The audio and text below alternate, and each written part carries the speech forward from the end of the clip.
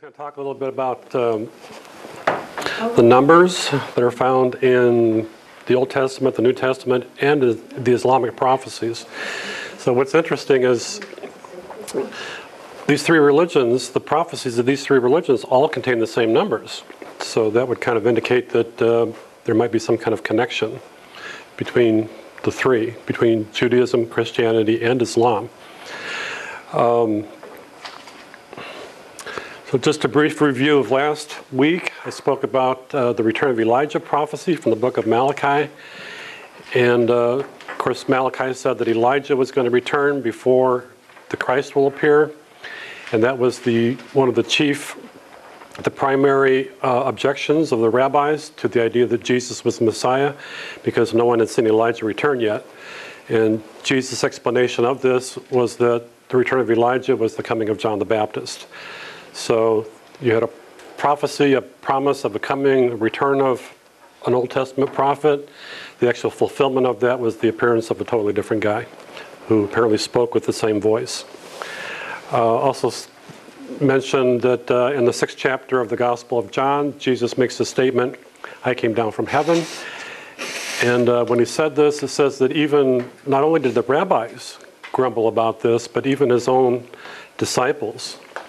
It says this is more than we can accept. And it says they abandoned him and walked no more with him because they thought that he was speaking literally.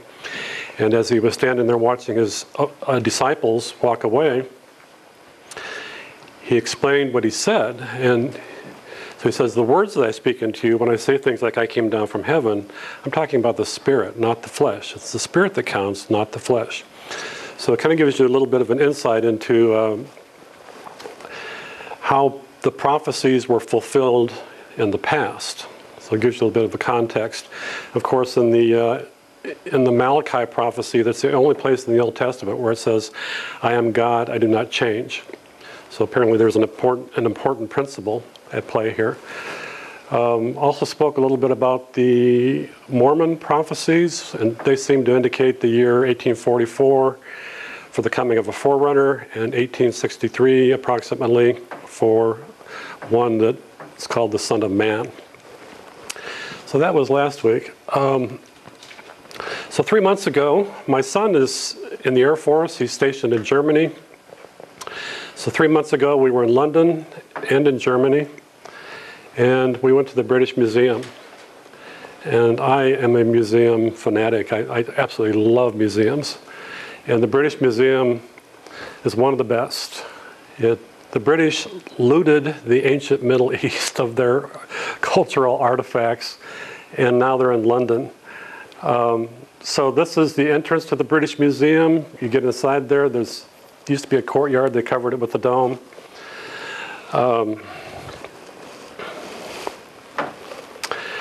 So this is in the Persian section. And they used to have these relief carvings on the sides of the temples and the palaces. This is probably Polis, which is in Iran or Persia. And Parsi means Persian, Polis means city. So it literally means Persian city. You don't like Persepolis? That's what it is, yes. Persepolis, Parsi Polis. Yeah, it's just different pronunciation. The Persians that I know call it Parsi Polis. Or Persepolis, same thing, yes. So this is the Persian section. This is the Rosetta Stone. This is the real thing. Napoleon, when he invaded Egypt, do you know that Napoleon Bonaparte invaded Egypt? Napoleon Bonaparte conquered Egypt. And he took with him artists and scientists. And one of the things they discovered was the stone. And on the stone is a message written in 3 languages. So it's the Egyptian hieroglyphics, the Egyptian shorthand, the Demotic, and in Greek. So because of this stone, they were able to translate the hieroglyphics. This is from a site in Iraq, from Ur. Is anybody famous Bible person from Ur? Anybody know who that is? Abraham, yeah. So Abraham is from here. And Abraham's father, Terah, was a merchant who sold idols, pagan idols. This may actually have been a pagan idol. This was found in what was called the Great Ur. They called the Great Death Pit of Ur. So this is about 2500 BC. So this is 4,500 years old. And they found this graveyard, a royal graveyard, and these artifacts, like this ram in a thicket is what it's called. And the ram may have been a god. We don't know what it was, but artifacts like this were actually crushed flat, and they were able to excavate them and reconstitute them. So in the same death pit, the royal cemetery, they found these instruments, lyres, and the workmanship is just beautiful. But you can see back here, there's a headdress of a princess's headdress. Oh, there's detail of the lyre. So this was not a belonging of a poor person. This was royalty. This is the headdress that they found of the woman. She was wearing this headdress when she was buried. She's about 20 years old. And this is how they found it. The body, the skull, everything was crushed flat. And then they rebuilt it into, so that's what women wore in Iraq 2000 BC. Did they describe how the crushing in the cemetery was found? Was it just... Well, it was just, I think they had royal tombs where they had stone structures, but over 4,000 years, it just all collapsed into nothing. But you can look up Royal Death Pit of Ur on the internet. There's all kinds of stories about it. In fact, I went on Amazon last night and ordered a book about it. So this is a section entering the Assyrian section. Two winged bulls. These are bulls with the face of the king. Could be Sargon or Ashurbanipal. They have 5 legs, so if you view them from the front, you can see the legs. If you view them from the side, still the same thing. In the Babylonian section, this little piece here is about this big. It's one of the oldest maps in the world. This is a Babylonian map of the world, and in here is the Tigris and Euphrates, and so again, I just find this stuff fascinating. But in the Assyrian section, there's an entire room here. I just took my panoramic camera and just went like this and got a panoramic shot of this, but you can see the lions and the hunters and the king hunting and the winged, I don't know what that is, but maybe it's a king, maybe it's an angel, maybe a demon, who knows. Very famous piece of sculpture. It's probably 6-7 feet tall. But notice this symbol. Remember when I did the section on the Zoroastrian religion? That's the symbol. This is interesting. So this is not Babylon anymore. This is Israel. And this is a letter from the king of Megiddo, who accuses the king of Akka of treachery by releasing a captured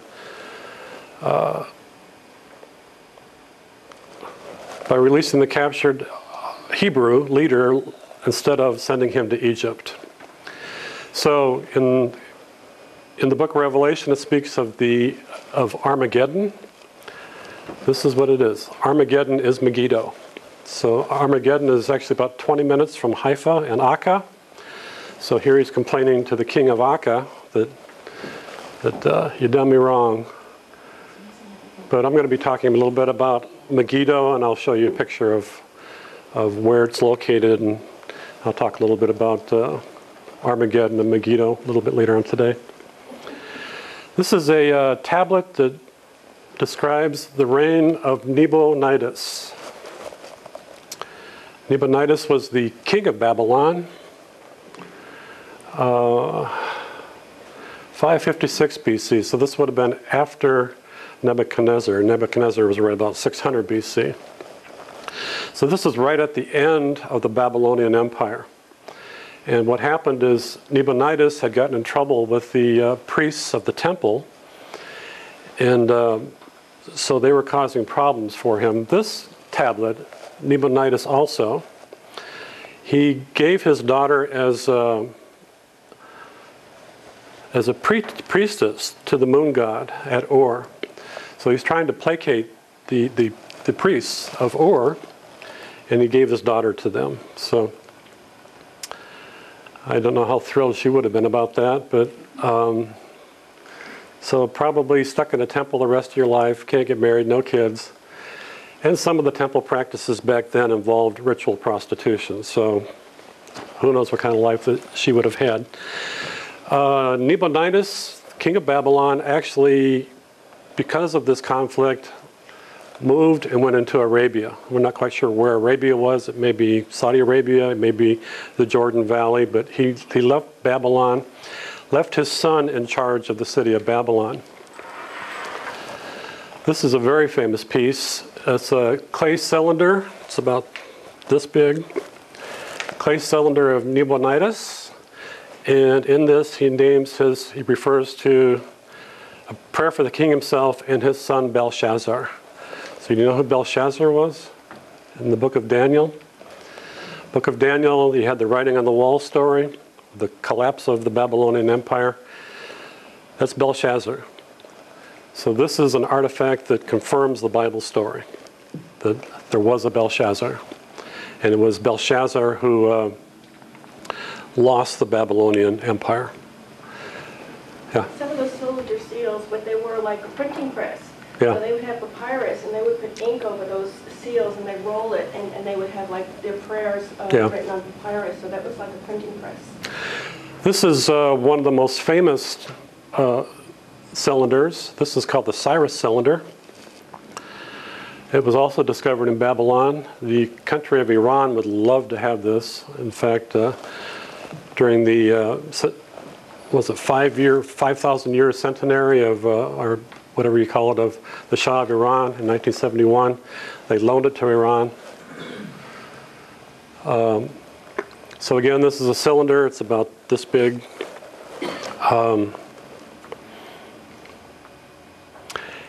And in this cylinder, it refers to the conquest of Babylon and Belshazzar.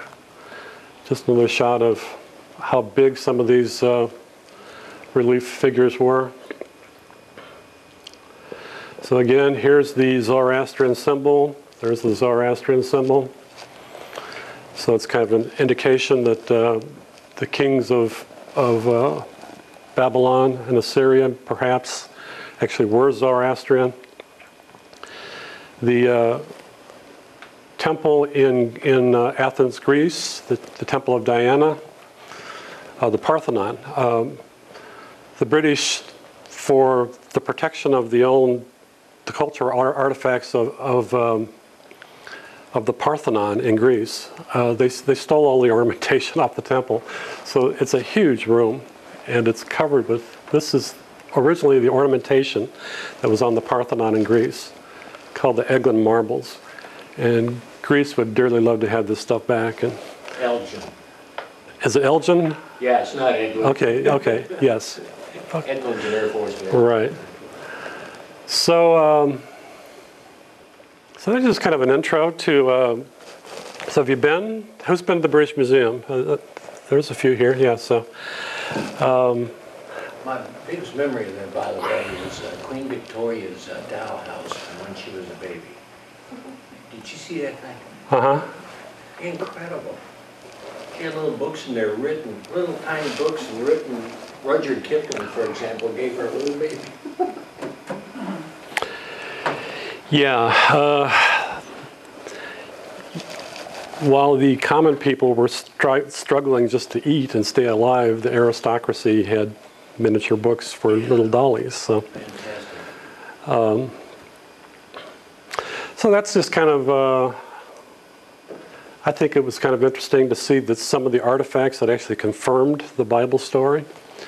So this presentation is about some of the numbers that are found in the books. There's something I noticed there. The birds with straight out wings like that, and That was kind of a symbol the Germans used on, the Nazis used Sure, on the yeah. eagle. The wings were straight and the feathers down there with a swastika. Well, the Nazis patterned a lot of their symbolism after the Romans, which is also the standard, the Roman standard. So again, this is just my understanding of these things. It is not exhaustive. And I'm sure there's more than one interpretation or understanding of this. So Daniel 12, which is the last chapter in the book of Daniel, he says that what he was just shown is sealed up. It's a sealed revelation that you can understand what it says. And these are just different translations of the same passage. In the book of Revelation, in the 5th chapter, it speaks of a scroll sealed with 7 seals. And part of what the Messianic figure does when he comes is unseals the books, unseals the meaning. 7 thunders, seal up what the 7 thunders says. So that's Revelation 5, Revelation 10. And then at the end of the book, he says, no longer seal the words up, for they're going to be revealed to you now.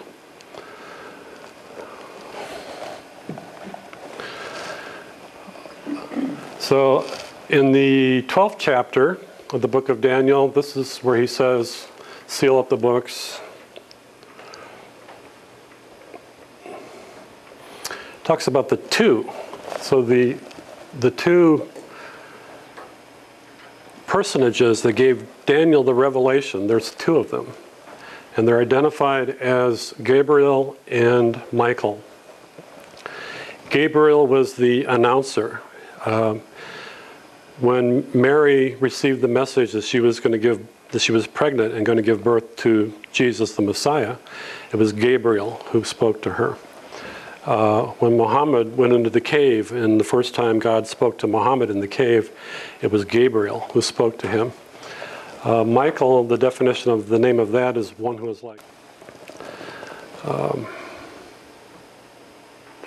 So here it talks about, this is the last chapter, the end of the book of Daniel, and the time frame for the coming of this Messianic figure is time times and a half. And down here it refers to 1290 and 1335 days. So I'll get a little bit into that and show you what that means. Time times and a half, 1290, 1335. So in the book of Revelation, at the beginning of the book of Revelation says this is a revelation of Jesus Christ to John to show you things must shortly take place. And the 7 churches of the book of Revelation, this is the names of the churches, and this is where they're located in western Turkey. So down here is Israel. So John was... Pardon me? You got a peninsula sticking out pointing at Israel. What's that? No, that must not be Israel. This must be Cyprus. So Israel is actually way down here.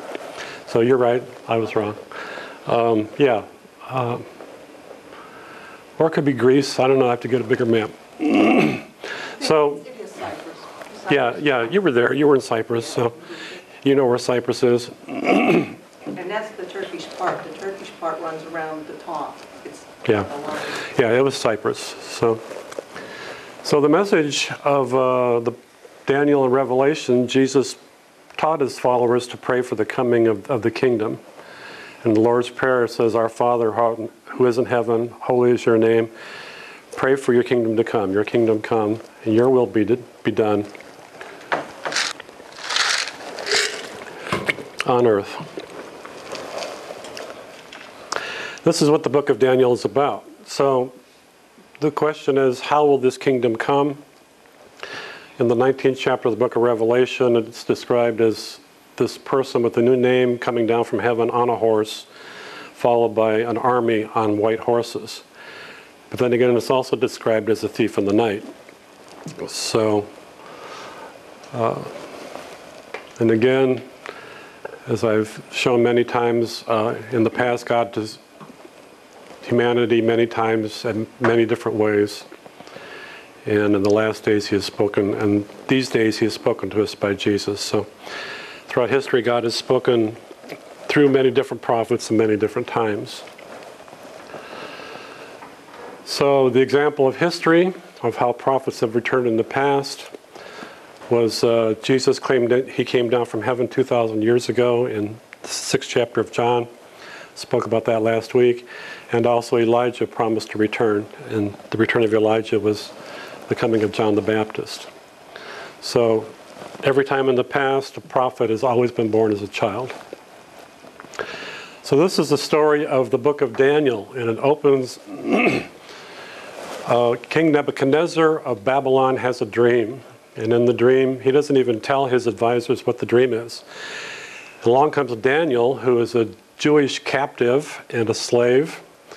By this time, Babylon had conquered Israel, and the educated, significant people were taken as property into Babylon.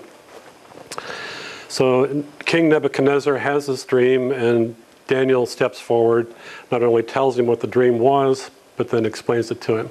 So in the dream, Nebuchadnezzar sees a statue, head of gold, chest of silver, abdomen of bronze, leg of iron, and feet of iron mixed with clay.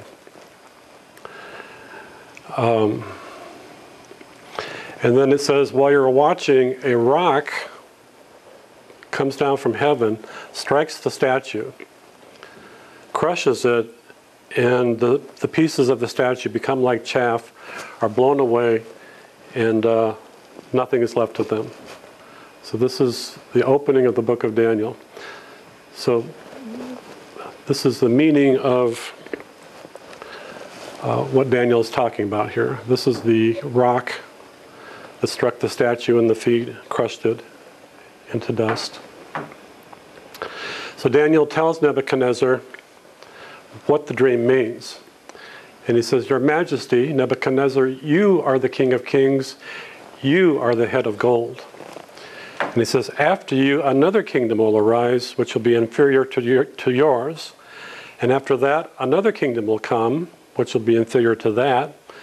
After that, a fourth kingdom will come, made of iron. So the significance of the four, there's many meanings to it. Obviously, gold, silver, brass, and iron descending values. Gold is more valuable. In this instance, gold has more of a spiritual worth to it. The four is significant in the Middle Eastern cultures. The four directions, north, east, south, west. The four humors of the body. Earth, air, fire, and water. Earth, air, fire, water. These kind of things. So the number 4 is significant. There were actually more than 4 empires after Nebuchadnezzar. And a mathematician told me one time, if you take a bunch of dots and put them in a row, it creates a line. So this is kind of the same principle, that the history of the Middle East and the history of the world is a progression of empire after empire after empire. But there would be 4 significant ones, is what he says, or 4 stages or 4 chapters. It says, in the time of those kings, the God of heaven will set up a kingdom that will not be destroyed. So this is the stone that comes down and crushes the idol. It will crush all these kingdoms and bring them to an end, but it itself will endure forever. This is the meaning of the vision of the rock cut out of a mountain, not by human hands, a rock that broke the iron, the bronze, the clay, the silver, and the gold to pieces. So this is in Daniel 2, so it's right at the beginning of the book of Daniel. This is the kingdom, as I said before, that Jesus taught us to pray for. So there was a question last week about the new name. The Mormon prophecies speak of the coming of the Son of Man with the new name. And I mentioned some of the other references to that. So in in Revelation 2, the stone appears again. He that has an ear, let him hear what the Spirit says to the churches. To him that overcomes, Overcomes what? The deception. I will give some of the hidden manna, the bread. I will also give him a white stone with the new name written in it, known only to him who receives it. So the same promise of a new name is repeated in Revelation 3. That was Revelation 2. This is Revelation 3. Him that overcomes, again, I will make a pillar in the temple of my God. Never again will he leave it. I will write upon him in the name of my God, the name of the city of my God, which is New Jerusalem, the stone coming down, which is coming down of heaven from my God, and I will also write upon him my new name. So when the Messianic figure comes, he will have a new name. Same promises are repeated in Isaiah. I will give them an everlasting name that shall not be cut off. Thou shalt be called by a new name, which the Lord shall name. You shall leave your name for a curse to my chosen, for the Lord God shall slay thee and call his servants by another name. New Jerusalem is the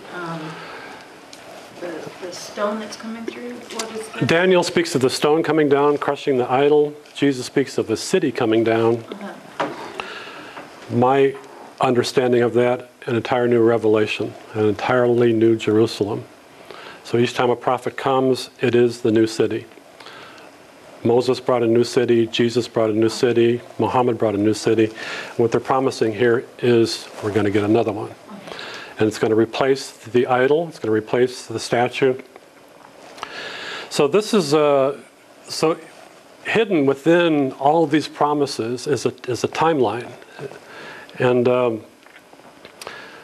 so that's the, remember the movie The Christmas Story where Ralphie gets the code wheel?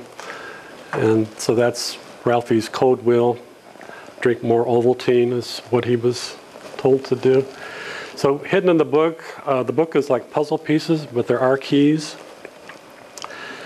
And so these are just some of the numbers. 7 years, 7 times, 3.5 years, 3.5 times, 70 weeks, 2,300 days, 42 months, 1,260 days, a year, a month, a day, and an hour.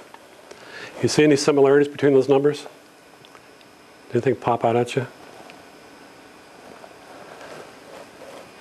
There are 42 months in 3.5 years. There are 1,260 days in 42 months. There are 1,260 days in 3.5 years.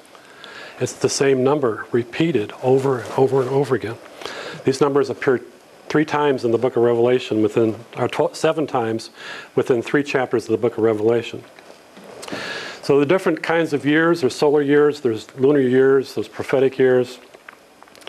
So I don't claim to be infallible in explanation of this. There is a margin of error, but it's my hope to at least get you in the ballpark and maybe give you a glimpse of the time frame that's associated with these.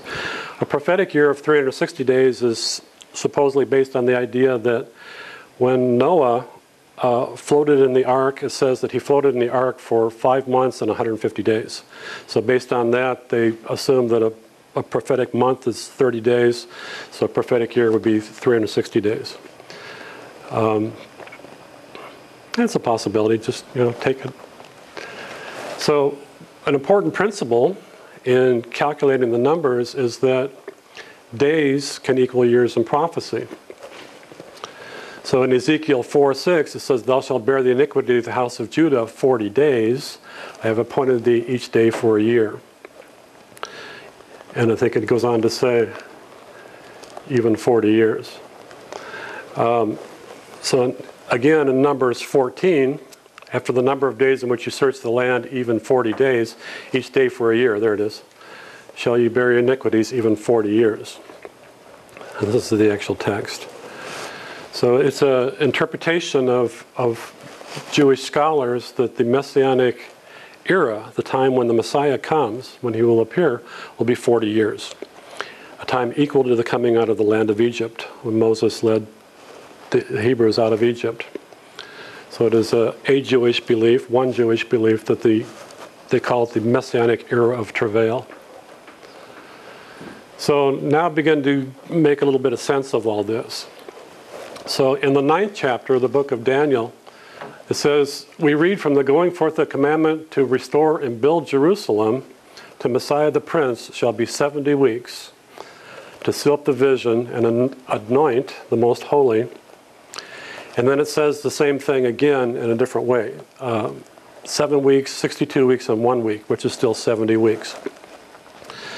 So the commandment to restore and build Jerusalem, 70 weeks are appointed, and then Messiah will be cut off. That's Daniel 9. So if you calculate how many days are in 70 weeks,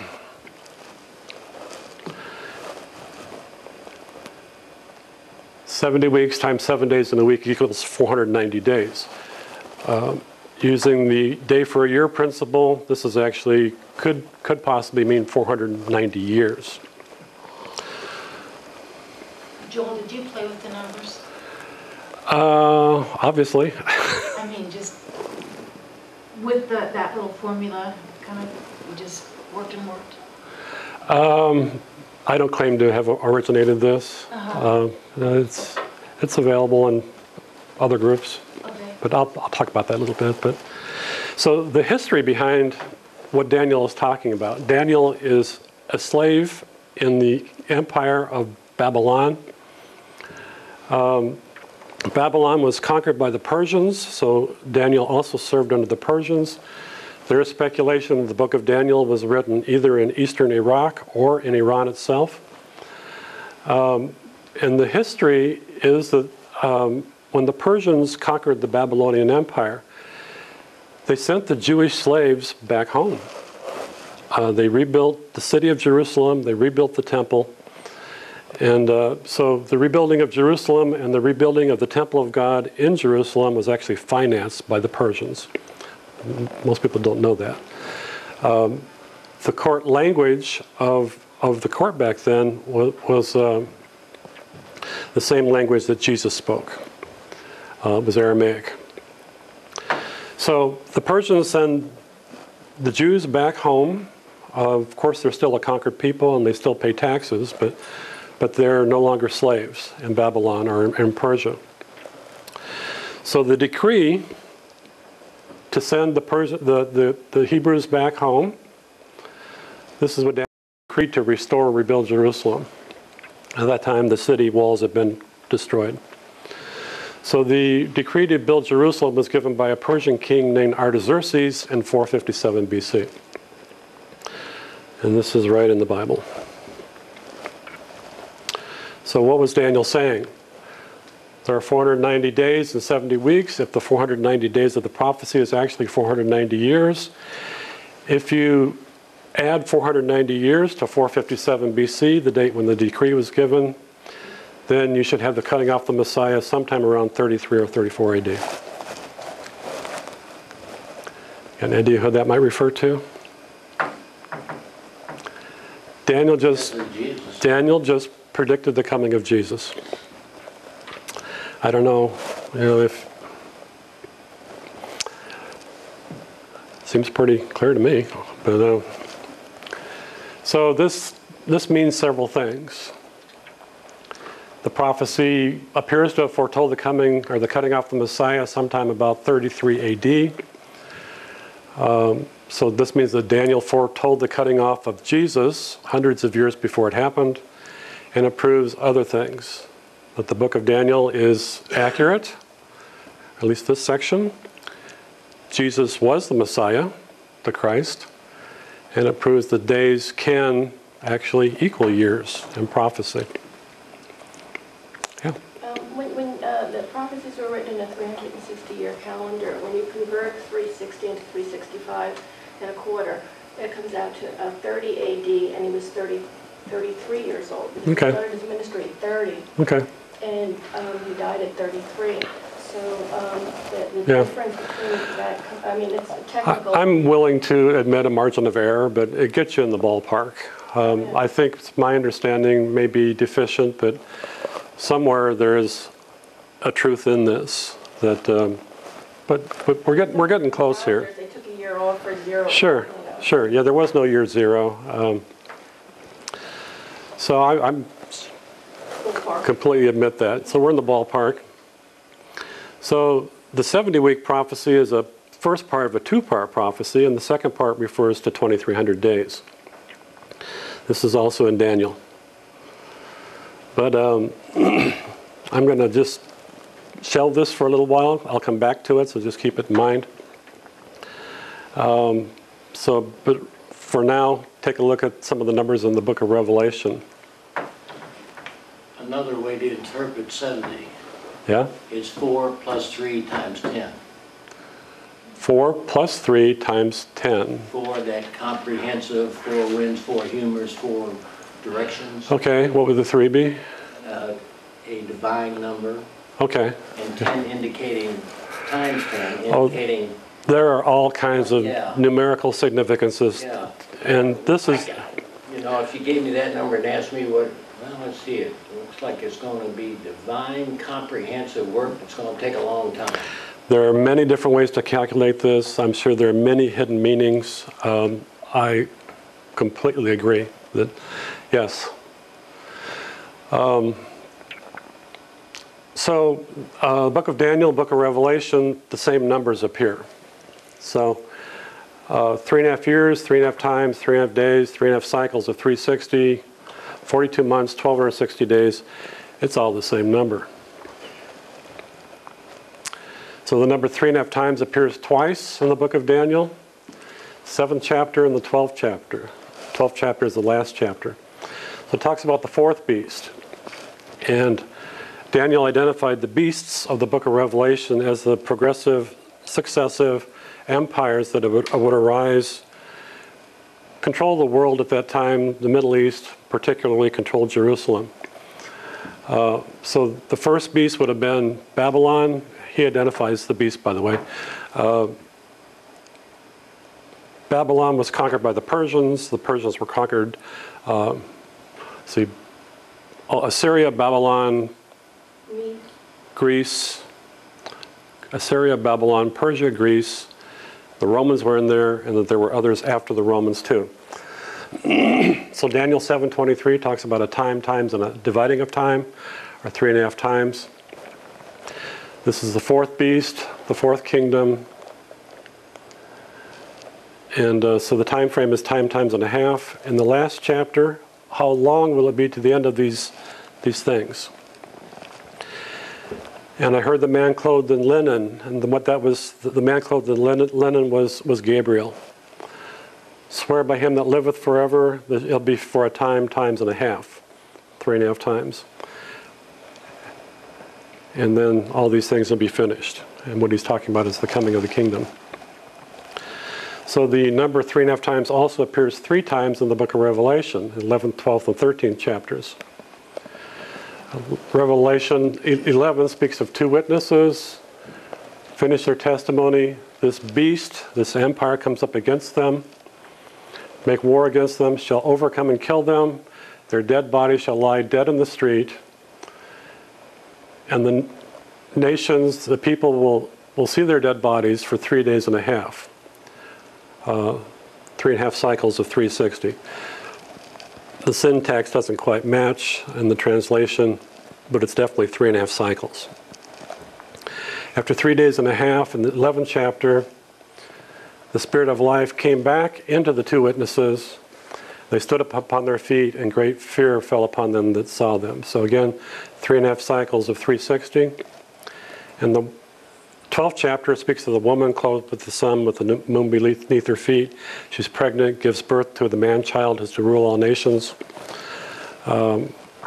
So the beast comes up against the woman. She's given wings that she might fly into the wilderness. The child is taken up to heaven for protection. She hides in the wilderness for a time, times, and half a time. 3.5 times again. So the number 3.5 times appears a total of 5 times in Daniel and Revelation. And so the question is the fourth beast of the book of Daniel also the beast of the book of Revelation? In the 11th chapter, it says, the holy city shall they tread underfoot. This is the beast. 42 months. I will give power by 2 witnesses, the time, times, and a half. They shall prophesy 1,260 days, 1,260 days. The woman clothed with the sun, with the moon beneath her feet, she gives birth to a man-child who's to rule all nations. Her child was caught up to God, and she flees into the wilderness for 1,260 days, or 1,260 days. So Revelation 12 talks about the woman fleeing away into the wilderness for a time, times and a half, and for 1,260 days. Revelation 13, who's going to make war against the beast? There was given to him a mouth speaking great things and blasphemies. And the power given to the beast was 42 months, which is 1,260 days. This is actually going to make sense at the end. I know it's confusing now, but... So this is where Jesus refers to the 3.5 times and the 1,260. Taking care for 1,260 days. So it says that she'll be protected for 1,260 days. 7 verses later, she'll be protected for 3.5 times. So kind of an indication that it's actually the same number. So given the idea that 3.5 times might actually equal 1,260. So the 1,260, there are 3.5 years or times of 360 days equals 1,260 days. 42 months equals 42 months times 30 days of the month equals 1,260 days. 1,260 days equals 1,260 years. All different ways of saying the number 1,260. So there are 2 stories in the 11th and the 12th chapters of the book of Revelation. The 2 witnesses will prophesy for 1,260 days. They are attacked and killed by this beast. Their bodies lie dead in the street for 1,260 days. After 1,260 days, they come back to life and ascend into heaven. The next chapter, in the 12th chapter, there's a pregnant woman clothed with the sun and the moon beneath her feet, a crown of 12 stars. She's attacked by the beast with 7 heads and 10 horns. She gives birth to a man-child who's to rule all nations. The child is taken to heaven while the woman hides from the beast for 1,260 days. So there actually is a historical interpretation of this. So again, this is just another representation of the woman clothed with the sun, with the moon beneath her feet, attacked by this beast or this empire. In the book of Revelation, there's kind of a yin-yang relationship between each one of these figures and symbols that appears. There's a positive and a negative. So you have a woman who's to give birth to the man-child, the Messiah. You also have another woman clothed in scarlet, riding upon this beast, the same beast that attacks her, and she's referred to as the whore of Babylon. The word whore is usually not too complimentary. So the Apostle John, writing in the New Testament era, refers to these beasts. And in the 17th chapter of the book of Revelation, John speaks of the beast who was, the beast who is, and the beast who is still yet to arise. Kind of a medieval picture of what the beasts look like. So the beast who was were the empires who, in the book of Daniel, had conquered Jerusalem before the time that John was writing. And John wrote in the latter part of the 1st century, and Daniel identifies these beasts as the Assyrian, Babylonian, Persian, and Greek empires. So John continues, refers to the beast who is, and at his day, the beast who is, the empire who had arisen to conquer Jerusalem, was the Roman Empire. And then he speaks of another beast who is still yet to arise. And there was only one empire that arose after the Romans to conquer Jerusalem. Anybody heard of the Umayyad Empire? Yeah, that's so amazing. So the Islamic Empire, which was led for most of its existence by the Umayyad family and later by the Abbasid family, controlled Jerusalem after the Romans. So John describes the beast as having 7 heads and 10 horns. The whore of Babylon is riding upon this beast. 7 heads are 7 dominions which stretched from North Africa to Afghanistan, included the modern countries of Israel, Iraq, Iran, Arabia, Libya, and Egypt. It even included Spain and Portugal. Do you know that the Umayyad Muslims conquered Spain and they conquered Portugal?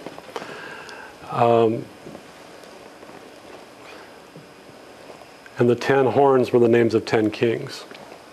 So this is a picture of the Roman Empire. This is the land that the Romans conquered and controlled. This is the land that the Umayyads conquered and controlled.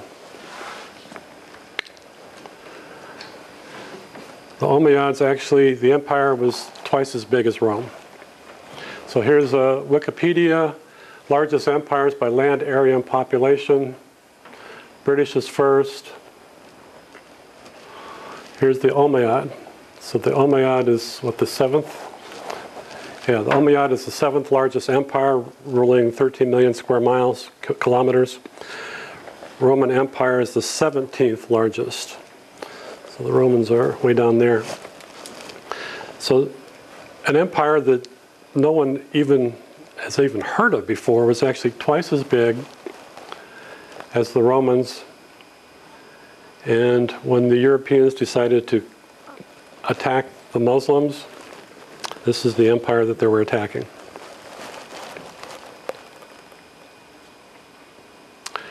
So one of the events in the 1400s, this is after the Crusades, and one thing that the Muslims always wanted to do was to conquer Constantinople.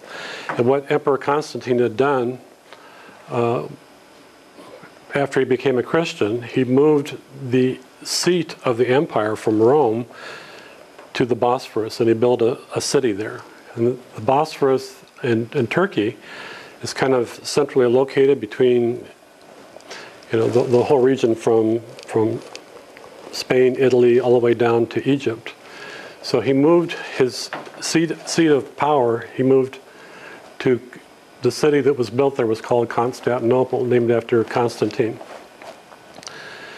So that was in the 3rd century, and Constantinople was actually the kind of the crown jewel of the region. It was the trading center. It was fabulously rich, wealthy, a center of power.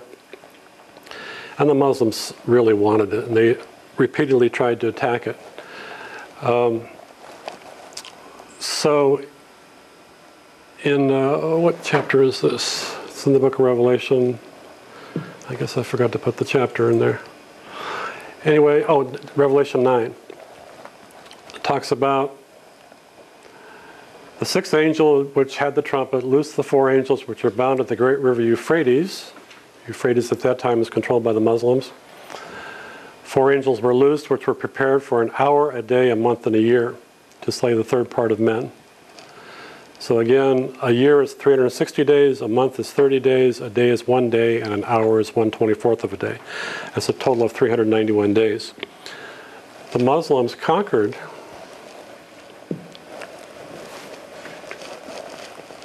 Constantinople May 30th, 1453. So the duration of the wrath of the 4 angels is about 391 calendar years. You add 391 to 1453. It gives you the year 1844, the fall of Constantinople, after the fall of Constantinople.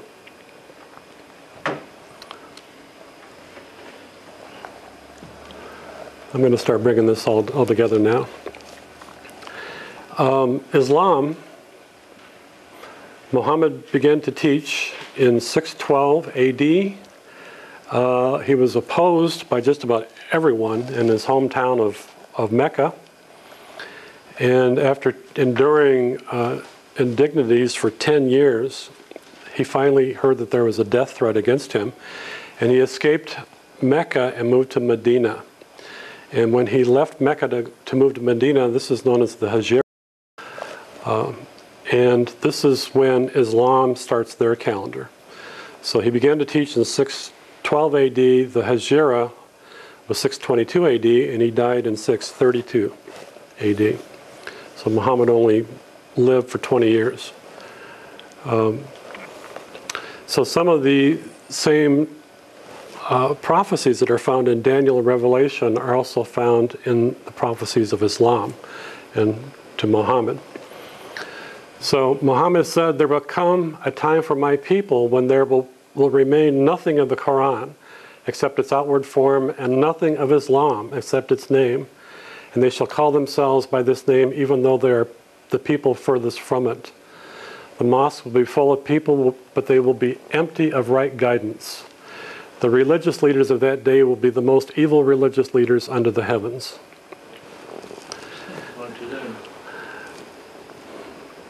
Nothing's changed. So Muhammad, as a prelude to the second quote there, Muhammad said that the Jewish people would split into 71 sects. He said the Christians would split into 72 sects.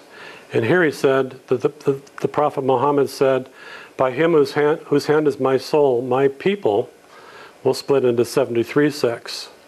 One will enter paradise and 72 will enter hell. So what he's saying is that Islam will fragment and only a small minority will actually be rightly guided. I've actually visited the mosque in town here and spoken with some of the Muslims, and this is actually one of the passages that they quoted to me. That it's well known, they freely admit it, and they hope that they're not the ones who are misled. So back in the book of Daniel, there's another story where Nebuchadnezzar the king made an image of gold whose height was 70 cubits, and it set it up in the plain of Dura in the province of Babylon. In Islamic history, as I said, Muhammad began to teach in 612 AD. He fled Mecca in 622. A few years later, he came back, and the people with an army, and the people of Mecca surrendered to him. So that's when he entered the precincts of the Kaaba, the cube-shaped building, which supposedly was built by Abraham. That's what tradition says. He cleansed the temple of the idols, the pagan idols, and that's when Islam became monotheistic. 10 years after the Hijra, Muhammad died.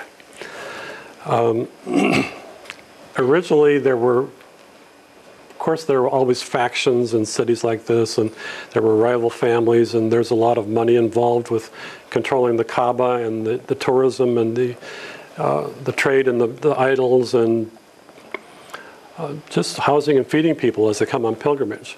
So there were power struggles within this. Muhammad's family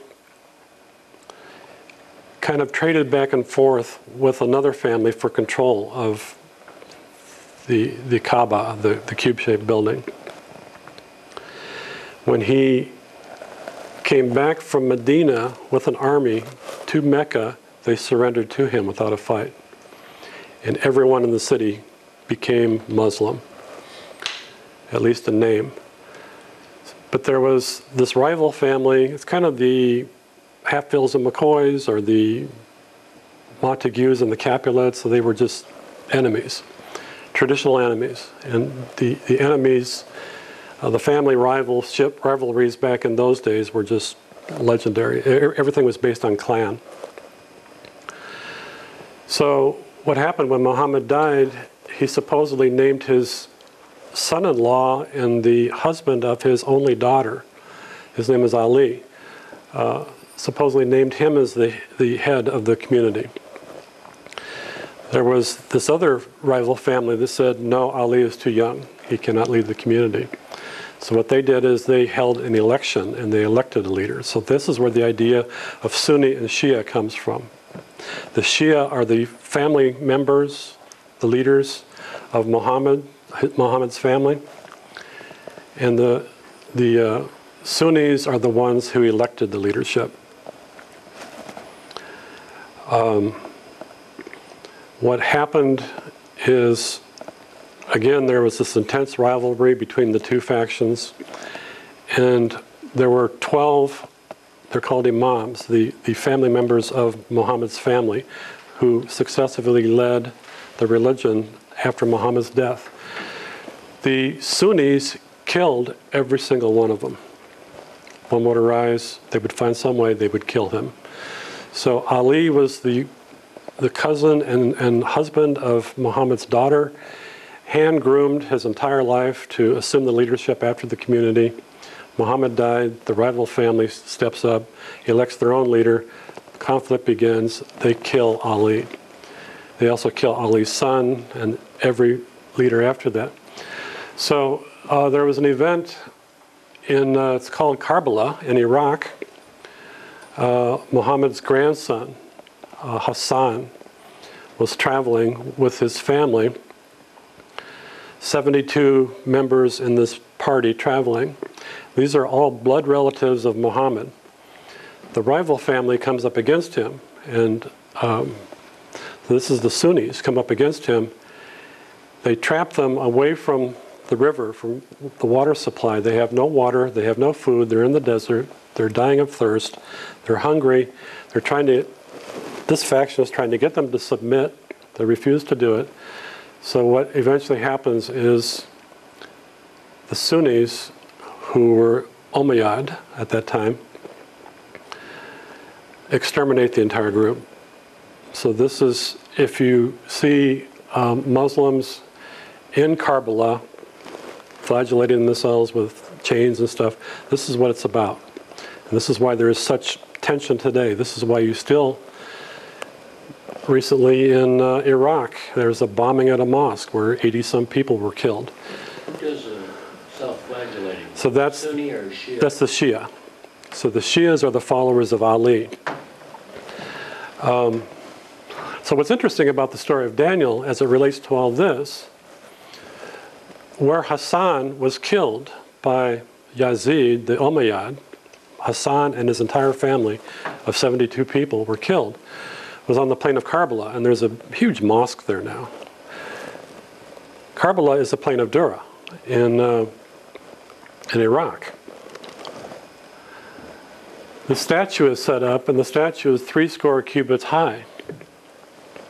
A cubit is based on the length of a man's forearm. It's 21 inches long. So there are 21 inches in a cubit. The statue is 60 cubits high. That's 1,260 inches. The plain of Dura today is known as the plain of Karbala. This picture is Hassan, the grandson of Muhammad, being opposed by the Sunnis, holding his child. And the first thing they do is they shoot an arrow into the child. But pretty bloody story, pretty interesting. So this is why there is such a divide within Islam.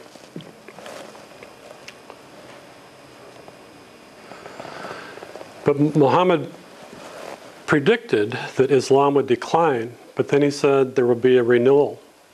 He says, were there remaining but one day of the duration of all time, God would send forth a man from my family, from the people of my house, who will fill the earth with equity as it has been filled with oppression. And this is the Hadith. Hadith is an oral recollection. You had the Quran, which is written revelation. Then you had Hadith, which is people afterwards remembering what he had said. And you had to have a number of witnesses to agree that this is what he said. So this is one of the Hadith. And the Quran says, they will bid thee hasten the doom, and Allah faileth not his promise, but lo, a day with Allah is 1,000 years of that which ye reckon. He directed the ordinances from the heaven and the earth, and it descended unto him, and a day whose measure is 1,000 years that ye reckon. So as I mentioned, the Shia side of the family, this is the blood relatives of Muhammad who led the Shia side. There were 12 what is called imams, 12 blood relatives, 12 successive leaders of the religion of Islam. The 12th one disappeared. All the others were killed by the Sunnis. There is a school of thought within Islam that what this is a reference to is to the disappearance of the 12th Imam. And the 12th Imam disappeared in the year 260 of the Islamic calendar. So 1,000 years added to 260 is 1260 again. So Imam Jafar, he's one of the blood relatives of Muhammad. He was an Imam. When questioned the year in which the Qaim is the blood relative who's supposed to come and renew Islam. And by the way, the Muslim definition of Islam is the religion that started with Abraham. So it includes Abraham, Moses, Jesus, and Muhammad. So this is what they're talking about, the renewal of the whole thing, the whole big picture. So Imam Jafar said, verily in the year 60, his cause, the Qaim's cause will be revealed and his name shall be noised abroad. The year of his revelation is identical with half of that number, which is divisible by 9. So if you start taking the number 60, 160, 260, 360, 460, 560, half of that number, which is evenly divisible by 9, one of the few that works out is 2520. So half of that number is 1260. So they're kind of cloaking this and hiding it. Another tradition. In the year, Gars, the earth shall be illumined by his light. Gars in Islam, in the Arabic language, letters have numerical equivalents. So the word Gars is a word that means the planting. It has a numerical value of 1260, the year. And then again, Ali, who is the cousin and husband of Muhammad's daughter, says, in Gars, the tree of divine guidance shall be planted. So in the planting, the tree of divine guidance shall be planted. Gars means the planting. So Ali is apparently saying that in 1260, the Qaim will come. So to try to bring this together a little bit, Daniel, Revelation, and Islam all point to the year 1260 of the Islamic calendar. The year 1260 of the Islamic calendar is the year 1844 of the Christian calendar.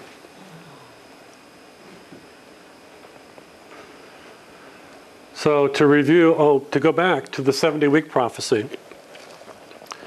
There are 490 days and 70 weeks. The date of the decree to restore and rebuild Jerusalem was given in 457 BC. You add 490 to 457, you get the cutting off the Messiah somewhere around 33 or 34 AD. So that's the one in Daniel 9 that foretold the coming of Jesus. There is a second part to the prophecy. And the second part refers to 2300 days.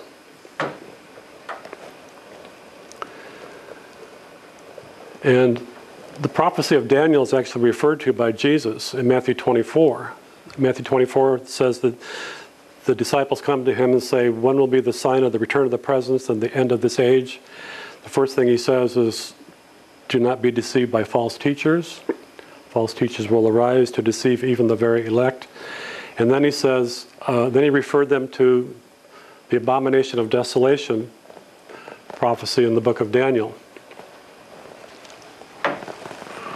When shall these things be? When should be the sign of the coming, the parousia, the presence, and the end of the aeon, the age? And this is what he said. When you therefore shall see the abomination of desolation spoken of by Daniel, stand in the holy place, get ready. So he referred them back to the prophecy of Daniel from the 7th chapter. So to review, the Old Testament book of Daniel tells the story of the conquest of the nation of Israel by a succession of foreign non-Jewish empires. In Matthew 24, Jesus points to Daniel's prophecy as the time when the centuries-long era of the subjugation of Israel will end, when the presence of God again returns in human form. So the abomination of desolation prophecy is found in Daniel 8:13. Here Daniel says that it will last for 2300 days. How long shall be the vision concerning the daily sacrifice and the transgression of desolation, to give both the sanctuary and the host to be trodden underfoot by the beasts of the book of Daniel? And he said unto me, 2,300 days. Then the sanctuary shall be cleansed. All these things will come to fruition. The stone will come down from heaven, will crush the idol. So Daniel's 70-week prophecy and his 2,300-day prophecy are found just a few verses apart from each other. So we can see that they're two stages of the same prophecy. So if we start at the same starting point of 457 BC that we used in the 70-week prophecy, we count forward 2,300 years. We get both the year of the end of the abomination of desolation and get the year of the return of the presence. So 453 plus 2,300 days equals 1844. Getting a little bit redundant, isn't it? It's like, how can you miss this? I'll tell you one other story before I try to begin to wrap this up. There's another story about Nebuchadnezzar, and Nebuchadnezzar, there's a tree. Chapter 4, right? There are 12 chapters in Daniel. This is chapter 4. So Nebuchadnezzar has a dream of a tree.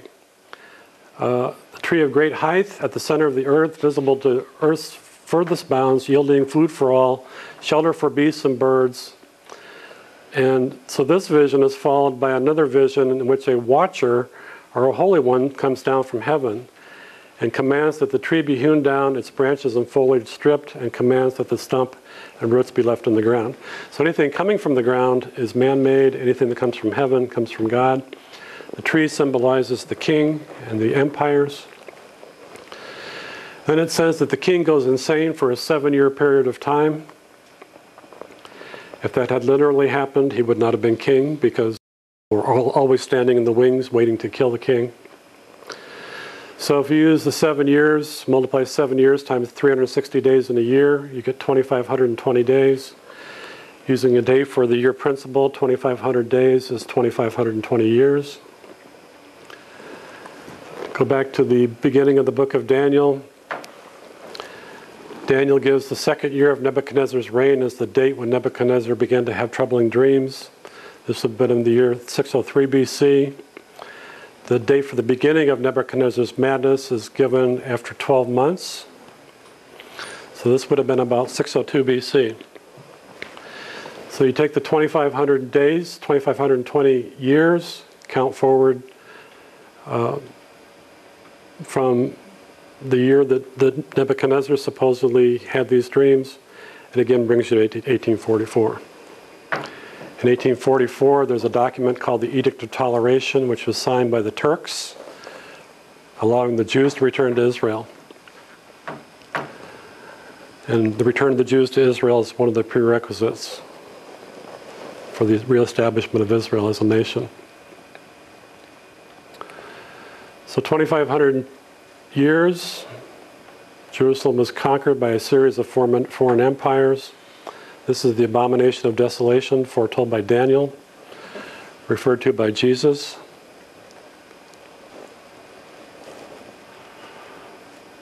And so then he starts to bring this to a conclusion.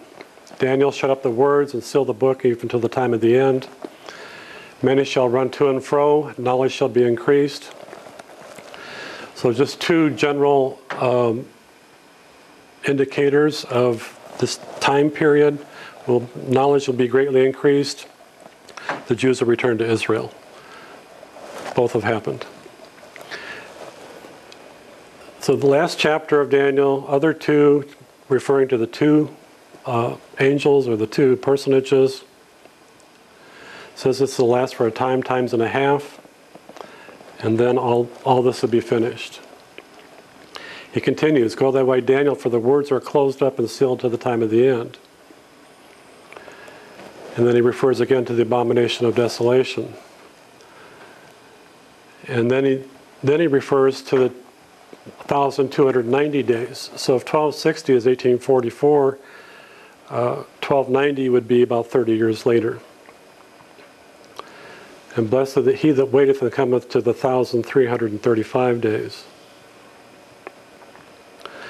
So if this all is accurate, then somebody should have come about 1844, and about 1874, 1863. The Truce of El Hudaybiyah, that's where the city of Mecca surrendered to Muhammad, made in 628 AD. So if you date the 1290 from 628, it gives you about 1963 as the.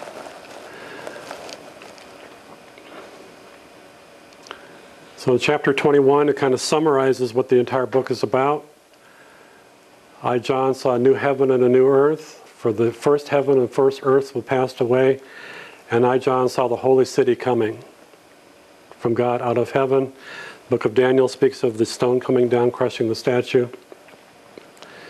And this is the entire purpose of the book of Revelation. All things made new, not the end of the world.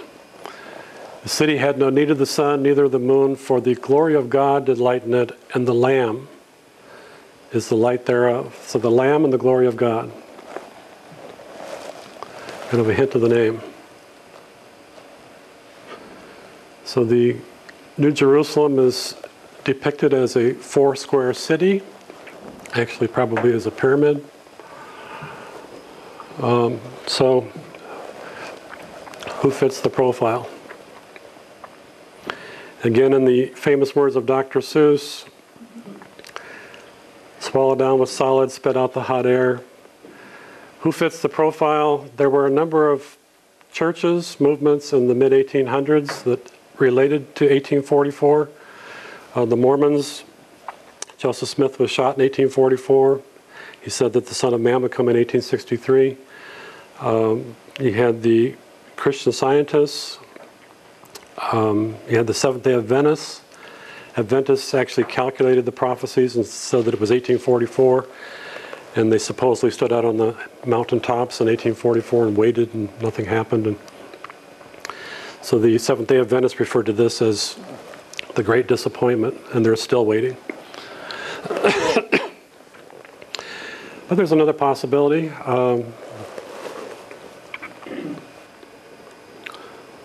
So the kind of a hint of what the new name might be is the glory of God. It speaks of a lamb and the glory of God. A lamb is the one who is sacrificed. There actually was a person who appeared in 1844 who claimed to be a prophet, claimed to be the fulfillment of this. The first one assumed the title of the Bab, which means the gate. He appeared in 1844. Part of what he did was say that he was the forerunner for the Son of Man who was coming. The Bab was opposed by the enemies of the. He appeared in Persia. He was a blood relative of Muhammad. So Muhammad said, one of my family would arise in about 1844. He was a blood relative. He was opposed by his enemies. He was imprisoned for years, for 6 years, and he was eventually was executed. He was shot. He was hung up and killed. He said that the next guy was coming, and the book of Revelation refers to the Lamb and the glory of God. The name Baha'u'llah in English means the glory of God. And this is what Baha'u'llah wrote, claiming to be the one foretold in the books. So there is a little bit more evidence. In the 16th chapter of the book of Revelation, it speaks of the angels coming and pouring plagues upon the earth. And these are the plagues. And this is the passage where it talks about the Armageddon, the Battle of Armageddon. So this is the fourth plague. The first three plagues involve pollution of larger and larger bodies of water. So it's like streams, rivers, seas. And then to the fourth plague, in the original Greek, the word plague can actually be translated as indignity. So what this is doing, it's describing a series of places and a series of exiles. So it says, the fourth angel poured out his vial upon the sun. This is the flag of the Persian Empire. So The history of Baha'u'llah is that when the Bab was executed, Baha'u'llah was royalty. He was descended not only from the Persian kings, but also from King David of the Bible. Because of his high stature in society, they couldn't kill him, so they exiled him. So they exiled him from Persia, from Iran, to Baghdad. Seat of the Beast. There are a number of seats of the beast. In Daniel, the beasts were Assyria, Babylon, Persia, Greece. So it talks about the seat of the beast. Baha'u'llah was exiled to Baghdad, which was the capital city of the Abbasid caliphs of Islam. He was also exiled to Constantinople, which was where the Islamic king lived. Poured out his vial upon the great river Euphrates. This is the Baghdad, where he was exiled. This is the Armageddon. The next place in the series is he gathered them together in the place called the Hebrew tongue Armageddon. So Muhammad spoke about Akka, other places have spoken about Akka. Akka and Mount Carmel are right here. This is the mountain. Megiddo is right about here. So Mount Carmel is here, Megiddo is here. It's about 20 minutes. So this is a mountain pass. People come down from Damascus. They would go this way along the ocean, or they would go this way along the river. So the history of Israel, the Philistines lived along the ocean. The Hebrews lived here. They didn't really interact much. That's the story of Samson and Delilah. So anyway, this is where Megiddo is. And this is supposedly where this Messianic figure will appear. The Har Megiddon, Megiddon is the city. The Har Megiddon, the word Har means mountain. So this is the Har Megiddon right here, which is Mount Carmel.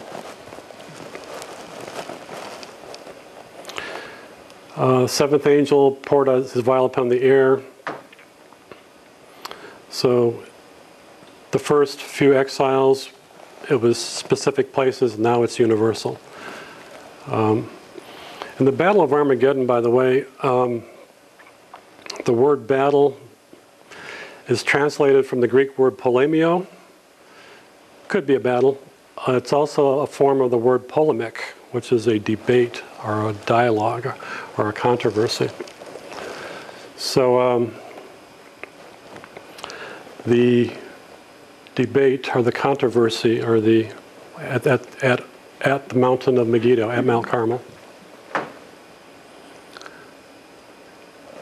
I will come as a thief in the night.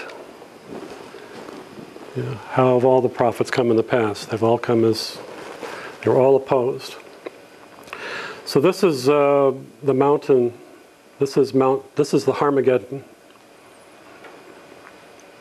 1990. One of the things Isaiah said is when this person comes, he will bring a government, and the government shall be upon his shoulder. So this is Mount Carmel in 1900. The mountain was basically just a barren rock. This is Mount Carmel today. So Baha'u'llah came, he brought a government, and this is where they're located, on the side of Mount Carmel in Israel. Which government? Baha'u'llah brought a government, so there it is. His governing body, it's based on the local, national, global levels, world levels. So the world leaders are elected, 9 members, and they meet in this building. It's called the Universal House of Justice. So on the side of Mount Carmel, this is Mount Carmel, this is the terraces. The government of Israel has allowed this to be built. This building right here. When the Bab was killed, this is where he's buried.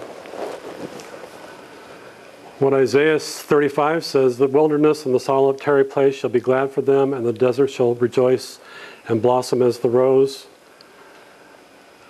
The excellency of Carmel and Sharon, they shall see the glory of the Lord and the excellency of our God. Again, the name Baha'u'llah in English is the glory of God. The Bab was killed on Mount Carmel? Now, he was killed in Iran, but his body was hidden and moved. So this is just another shot. And most people have never even seen this before. So what Baha'u'llah said is, verily I say, this is the day in which mankind can behold the face and hear the voice of the Promised One. The call of God hath been raised, and the light of his countenance hath been lifted up upon men. Interesting book. Abraham, one God. Abraham had 3 wives, and he gave birth to 5 religions. Good book. I've got it at home. Baha'u'llah continues, it behooveth every man to blot out the trace of every idle word from the tablet of his heart, and to gaze with an open and unbiased mind on the signs of his revelation, the proofs of his mission, and the tokens of his glory. So all he's asking people to do is just take a look. Keep an open mind. This is the Baha'i House of Worship in New Delhi, India. It is now the #1 tourist attraction of India. And there are Baha'u'llah's followers live in every country of the world. Right now there's 7 or 8 million of them. But. So again, there's Mount Carmel. So the question, I suppose, is what's the chance that this could all come together like this? So many sources. And be wrong. Again, referring to Dr. Seuss, swallow down with solid, spit out the hot air. And this is probably not a story that you've heard in any church, but if nothing else, you can, what you can take away from this is the idea that it could be true. You know, if it is true, it's going to transform the world. And we're still right at the beginning of it, so. There's got to be questions, comments. How is this religion, the Baha'i faith? Baha'is aren't pushy. They're not allowed to proselytize. But if it was hidden before, it's not hidden now. And as I said, it's one possibility. I'm not going to say that this is absolutely true. I just present you the information and let you decide. So I'm not going to, yeah. I miss, what is the significance of the Baha'i religion? This is a religion that was founded by Baha'u'llah. So Baha'u'llah was the one that was foretold and all this. So Baha'i means of Baha. And Baha, the name in English is the glory of God. And It was 1840. And this is a guy from 1844? yeah, Okay. yeah. The Bab was 1844? Yes. And Baha'u'llah was 1863? When, Yes. Joseph Smith Yeah. died and predicted in 1863 a prophet would come like him? Yep. So Mormons don't like to hear this story either, but I got a couple of minutes. I just want to show you something. I think you'll like to see this. My son is stationed in Germany. So about 20 minutes from where my son lives is Trier, Germany. Trier. And Trier was the base of operation north of the Alps for Emperor Constantine. And Constantine was the first Christian emperor, the first Christian Caesar. And this is the building. This is Constantine's meeting hall. Of course, Germany is primarily Protestant now, so this is now a Baptist church. But this is where Constantine used to meet. And a few blocks just to the east of here. You're saying that building's 1,500 years old? Yeah. Yikes. So also in Trier, there's a Roman Colosseum. So the gladiators used to fight and die here for the enjoyment of the people. There's stairways here. You can go down underground. There's a whole area underground, and this is the underground area. And I asked the guy, how old is this wood? And he said, 1,700 years old. There's also a bath in Trier. So the Romans used to go to these baths. This is an artist's representation of what the bath looked like. I really didn't realize there was such a strong Roman presence in kind of southwestern Germany. This is a cathedral that the core of the cathedral was started by Constantine. So it's gigantic, and no steeples, no domes. So this is inside the cathedral. This is one of the altars. It's kind of the altar on the left side. This is the center altar.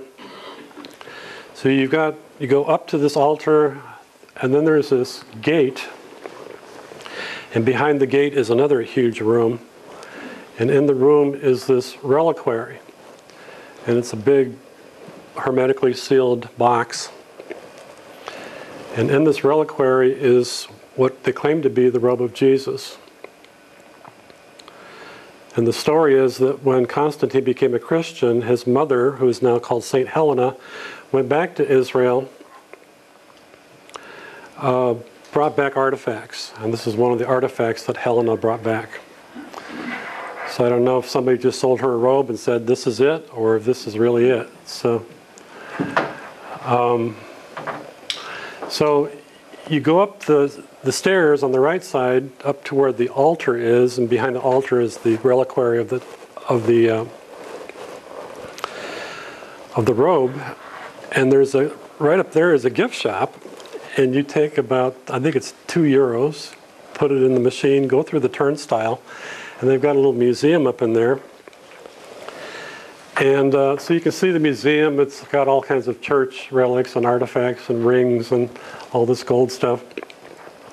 What they claim this is the sandal of the Apostle Andrew is inside this box. And again, the emperor's mother went back, so it could actually be true.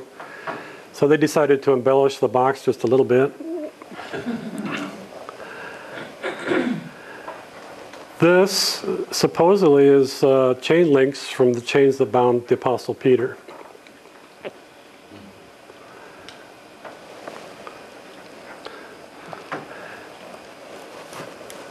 And they also have a nail. So they literally claim this is one of the 4 nails that crucified Jesus. That is a big honking nail. That would have hurt. But again, I don't know if Helena went back to Israel and somebody sold her a box of nails. But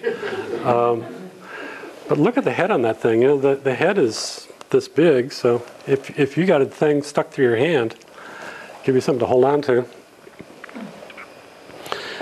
I don't know if it's real, but it sure is interesting.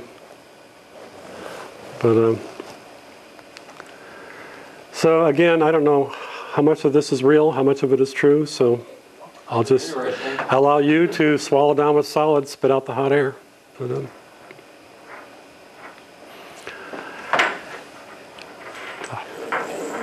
any other comments? I guess we're out of time. So. Any prophecies like around 2013?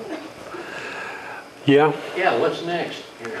What's next is Isaiah said, of the increase of this government and peace there shall be no end.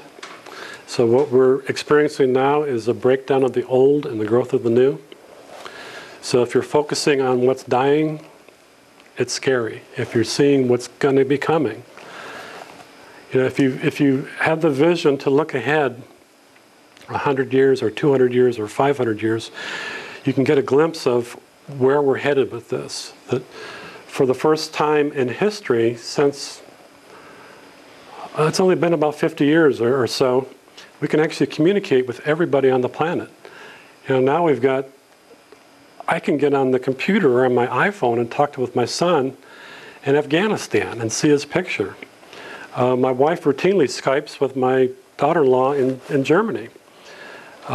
Internet, you can type something and 1 minute later, anybody on the planet can read it. So the point of this is the world is shrinking, and we're literally becoming one people. One of Baha'u'llah's teachings, by the way, is the necessity for a universal auxiliary language. So you keep your language, you retain your cultural traditions and your cultural identity, but you learn one other universal language so that when I go to Germany, I can actually talk to people. Because when I went there, I couldn't talk to people. I took 4 years of high school German. It was useless. Couldn't watch TV, couldn't read the newspapers. And sometimes, if you can't talk to people, then they begin to get suspicious about you. So we're headed towards something that eventually, I guess the analogy that I use is that we're at the point now where the 13 colonies were 250 years ago. You had 13 separate, distinct colonies. They had their own economies, their own money, their own everything. 13 separate governments. And because of an outside threat, they decided to band together and form a coalition. And because of that, that survived. And what grew out of that was the United States. The world is at that stage now. Where for survival, we're going to have to learn to cooperate. And one of the reasons why I do this, to show you the similarities between the religions and the cultures, is to show you that we're not all that different. And if you can learn to appreciate the guy that lives in India or the guy that lives in wherever, then you're no longer an enemy. So.